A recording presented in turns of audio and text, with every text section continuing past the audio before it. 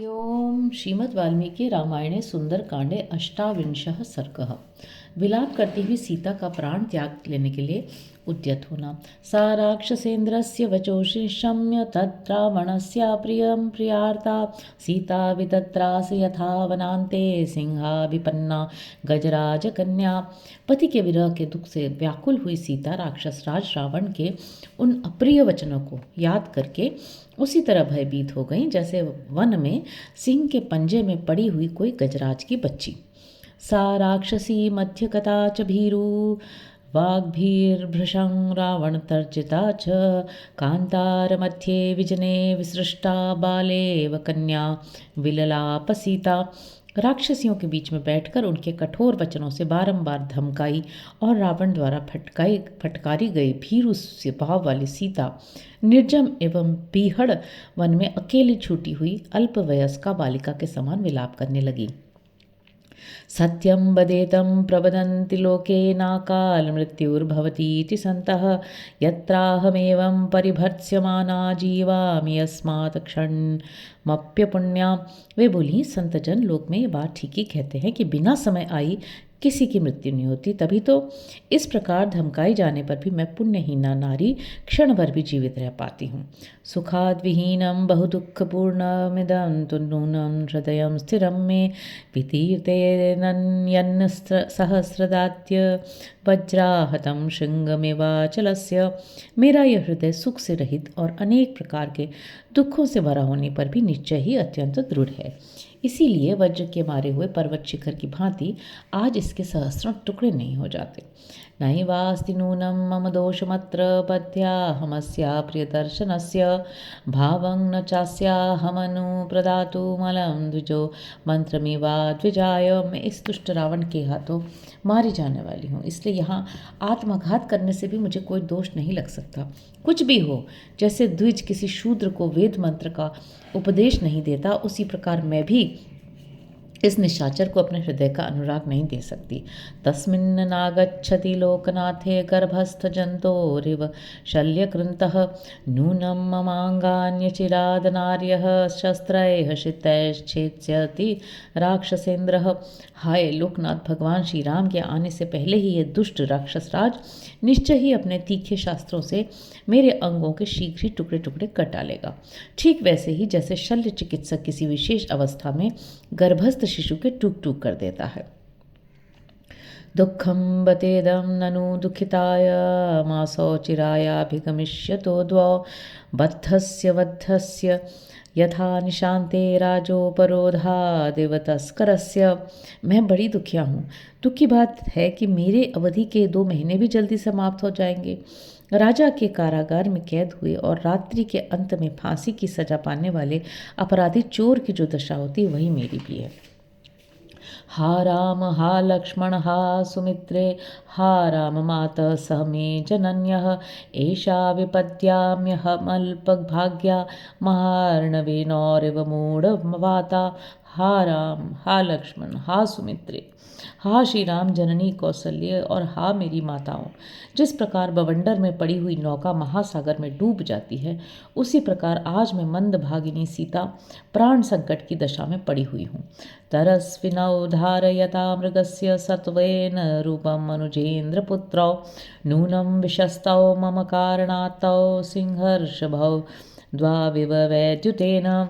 निश्चय ही उस मृग रूपधारी जीव ने मेरे कारण उन दोनों वेगशाली राजकुमारों को मार डाला होगा। जैसे 2 श्रेष्ठ सिंह बिजली से मार दिए जाए, वही दशा उन दोनों भाइयों की हुई होगी। नूनं सकालो मृगरूपधारी मामल्पभाग्यां लुलुभे तदानीं यत्रार्यपुत्रो विसर्जमूढ़ा रामानुजं लक्ष्मणपूर्वजं च।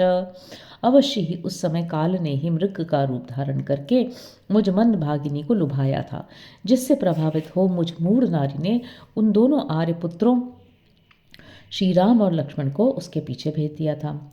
हा राम सत्यव्रत दीर्घबाहो हा पूर्णचंद्र प्रति मानवक मानवक्त्र हा जीवनलोकस्य स्थितः प्रियश्च वध्यां न मां वेत्सि हि राक्षसानां।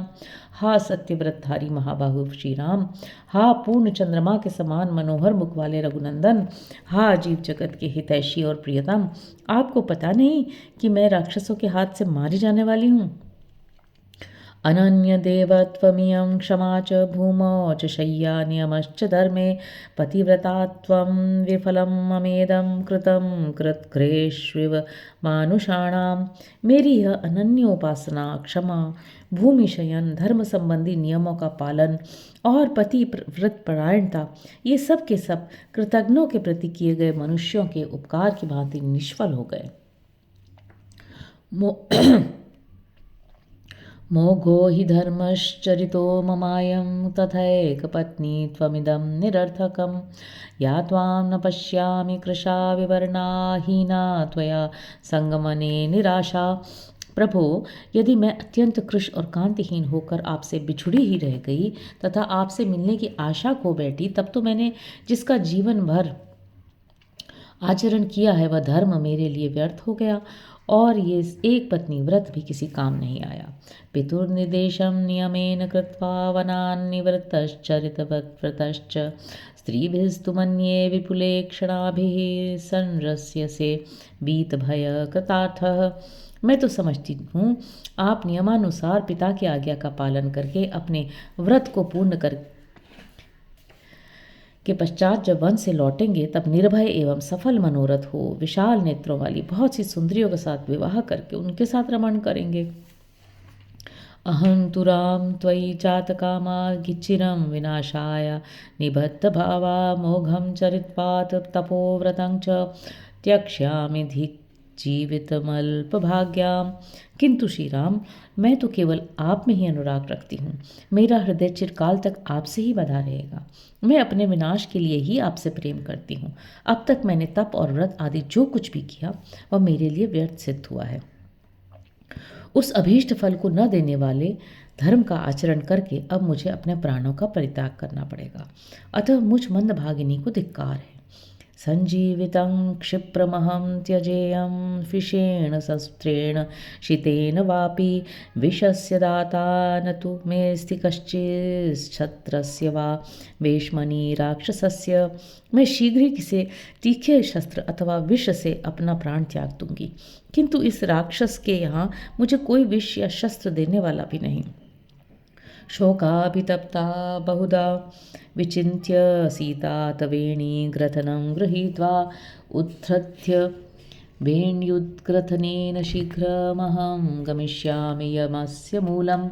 शोक से संतप्त हुई सीता ने इसी प्रकार बहुत कुछ विचार करके अपनी चोटी को पकड़कर निश्चय किया कि मैं शीघ्र ही इस चोटी से फांसी लगाकर यमलोक में पहुंच जाऊंगी। उपस्थिता सा मृदु सर्वगात्री शाखां गृहीत्वा जनगस्य तस्यास्तु रामं परिचिन्तयन्त्या रामानुजं स्वं च कुलं शुभांग्या। तस्या विशोकानि तदा बहूनि धैर्यार्जितानि प्रवराणि लोके प्रादुर्निमित्तानि तदा बभूवुः पुरापि सिद्धान्युपलक्षितानि। सीता जी के सभी अंग बड़े कोमल थे। वे उस अशोक वृक्ष के निकट उसकी शाखा पकड़कर खड़ी हो गईं। इस प्रकार प्राण त्याग के लिए उद्यत हो जब वे श्री राम, लक्ष्मण और अपने कुल के विषय में विचार करने लग गईं, उस समय शुभांगी सीता के समक्ष ऐसे बहुत से लोग प्रसिद्ध श्रेष्ठ शकुन प्रकट हुए जो शोक की निवृत्ति करने वाले और उन्हें ढांढस बंधाने वाले थे। उन शकुनों का दर्शन और उनके शुभ फलों का अनुभव उन्हें पहले ही हो चुका था। इतिहासे श्रीमद् रामायणे वाल्मीकि आदि काव्ये सुंदर कांडे अष्टाविंशः सर्गः। इस प्रकार श्री वाल्मीकि निर्मितार्ष रामायण आदि काव्य के सुंदर कांड में 28वां सर्ग पूरा हुआ। 39 सर्गः सीता जी के शुभ शकुन। तथागतां तां व्यथितामनिन्दितां व्यतीतहर्षां परिदीनमानसां शुभां निमित्तानि शुभानि भेजिरे नरं श्रिया जुष्टमिवोपसेविनः। इस प्रकार अशोक वृक्ष के नीचे आने पर बहुत से शुभ शकुन प्रकट हो उन व्यथित हृदया सती साध्वी हर्ष शून्य दीन चित्त तथा शुभ लक्षणा सीता का उसी तरह सेवन करने लगे जैसे श्री संपन्न पुरुष के पास सेवा करने वाले लोग स्वयं पहुंच जाते हैं। तस्या शुभं वाममरालपक्ष्म राज्यावृतं कृष्णविशालशुक्लं प्रास्पदन्ततैकं नयनं सुकेश्यामीनाहतं पद्ममीवाभिताम्रम्। उस समय सुंदर केशों वाली सीता का बांकी बरौनियों से घिरा हुआ परम मनोहर काला श्वेत और विशाल बाया नेत्र फड़कने लगा, जैसे मछली के आघात से लाल कमल हिलने लगा हो।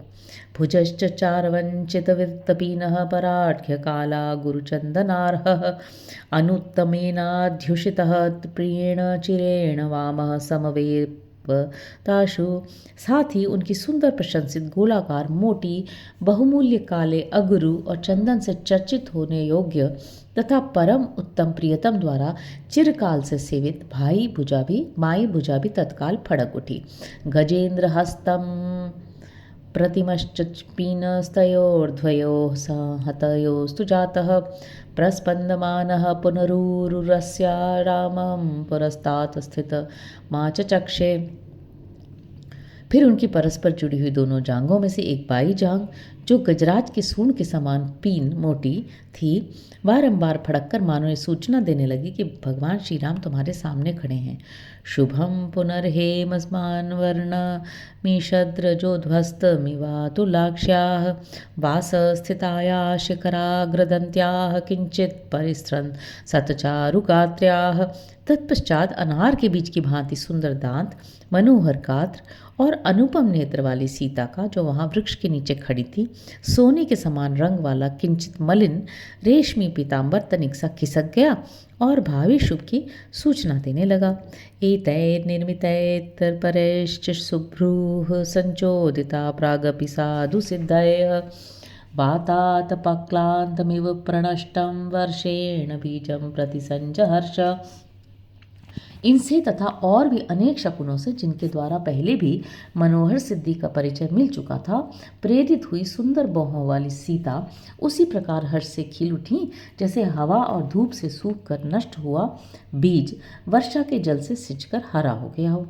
तस्याः पुनर्बिम्बफलोपमोष्ठं स्वक्षीभ्रुकेशान्तमरापलक्ष्म वक्रं वभासे सितशुक्लदंष्ट्रं राहोर्मुखाच्चंद्र इव प्रमुक्तः।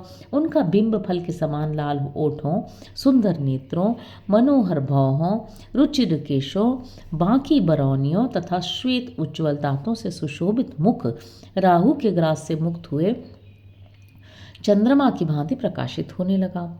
सावीत शोकाव्यपनीत तंद्रा शांत ज्वरा हर्ष विबुद्ध सत्वा अशोभतार्या वदनेन शुक्ले शीतांशुना रात्रिरिवोदितेन। उनका शोक जाता रहा, सारी थकावट दूर हो गई, मन का ताप शांत हो गया और हृदय हर्ष से खिल उठा। उस समय आर्या सीता शुक्ल पक्ष में उदित हुए शीत रश्मि चंद्रमा से सुशोभित रात्रि की भांति अपने मनोहर मुख से अद्भुत शोभा पाने लगी। इतिहासे श्रीमद् रामायणे वाल्मीकि आदि काव्य सुंदर कांडे 39 सर्ग। इस प्रकार श्री वाल्मीकि निर्मित आर्ष रामायण आदि काव्य के सुंदर कांड में 29वां सर्ग पूरा हुआ। हरि ओम।